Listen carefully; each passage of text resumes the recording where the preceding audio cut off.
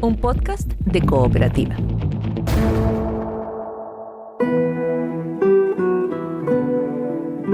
Este es un podcast sobre historias que suceden delante y detrás de la pantalla, sobre las personas que hacen películas, las personas que las ven y las personas que las sueñan.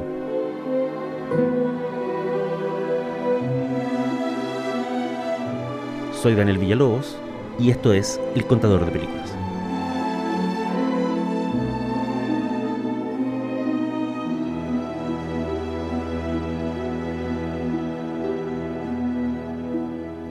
Este es El Contador de Películas y la historia de hoy se llama El origen de 300. Las películas salen de muchos lados, de la cabeza de un productor, del computador de un guionista o a veces de la ambición actoral de una estrella. Los guiones pueden ser adaptaciones de libros, historietas, series de televisión, incluso canciones o poemas. Pero a veces el origen de una película incluye más de una fuente, o el camino desde la historia primigenia hasta la pantalla es tan enrevesado que exige una explicación o al menos un breve mapa de ruta. Es el caso de 300, la película de Zack Snyder. ¡Espartanos! ¡Esta noche cenaremos en el infierno! En términos legales, 300, cuyo guión fue escrito por 3 personas, es una adaptación de un cómic de Frank Miller y Lynn Bartley publicado en 1998. El cómic contaba los eventos de la legendaria Batalla de las Termópilas, un hecho real, acontecido en el año 480 a.C. Dos polis griegas, Esparta y Atenas, se unieron para detener el avance de las fuerzas del rey persa Jerjes.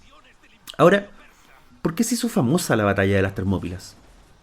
Porque, aprovechando el terreno, es decir, instalándose en uno de los lugares más estrechos del paso, los griegos consiguieron detener por un tiempo al ejército persa, que era infinitamente mayor en número. Entonces, tenemos 300, la película del 2006 dirigida por Zack Snyder, basada en un cómic de Frank Miller y Lynn Bartley, que a su vez se inspiró en un hecho real de la antigüedad. Antes de que acabe la batalla, todos sabrán que unos pocos se enfrentaron a muchos. Pero he aquí la vuelta. La verdadera inspiración de Frank Miller para su cómic no vino directamente del hecho histórico. Vino de una película, que es en realidad la primera adaptación hollywoodense de la Batalla de las Termópilas y que se llamó Los 300 Espartanos. And here we stand. For how long? Until we win. Or die. Of all the ancient sagas of heroes and gods, none has... La película se estrenó en 1962 y fue una de las últimas grandes producciones de ese subgénero que en Chile conocimos como las películas de romanos. Sin embargo, dos cosas distinguieron en su época a los 300 espartanos de otros filmes de sandalia y espadas.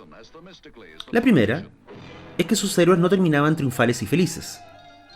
La segunda es que fue dirigida por Rudolf Maté, que no solo tenía entonces varios créditos como realizador, sino que además tenía una carrera previa legendaria como director de fotografía. Antes de volverse director en Hollywood, Maté fotografió algunas de las películas más importantes de la primera mitad del siglo XX. La Pasión de Juana de Arco, por ejemplo. O Lilium, de Fritz Lang. O Ser o no ser, la famosa comedia antifascista de Ernest Lubitsch. ¿Quiere mi opinión, señor Sauber? No, señor Grimberg, no quiero su opinión. De acuerdo, entonces déjeme darle mi opinión. Eso explica que Los 300 espartanos se vea incluso hoy como un gran espectáculo visual. Fue filmada en CinemaScope, y el director de fotografía responsable fue nada menos que un señor llamado Geoffrey Unsworth, que luego trabajaría en proyectos como 2001 Odisea del Espacio y el Superman de Richard Donner. His name is Kal-El. He will call himself Clark Kent. But the world will know him as Superman. This year, Superman... Un desenlace trágico y una visualidad imponente.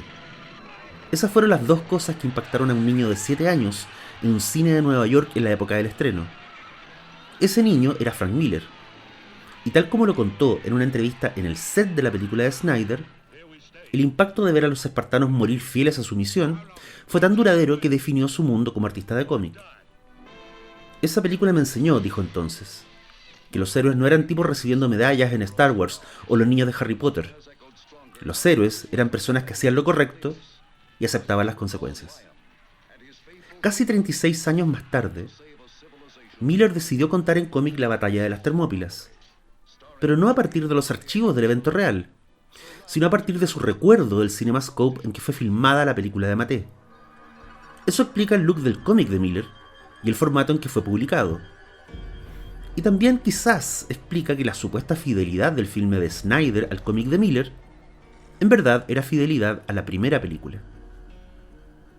Entonces, tenemos una cinta del año 2006 llamada 300, basada en un cómic de 1998 que a su vez se inspiró en el recuerdo de un filme de 1962.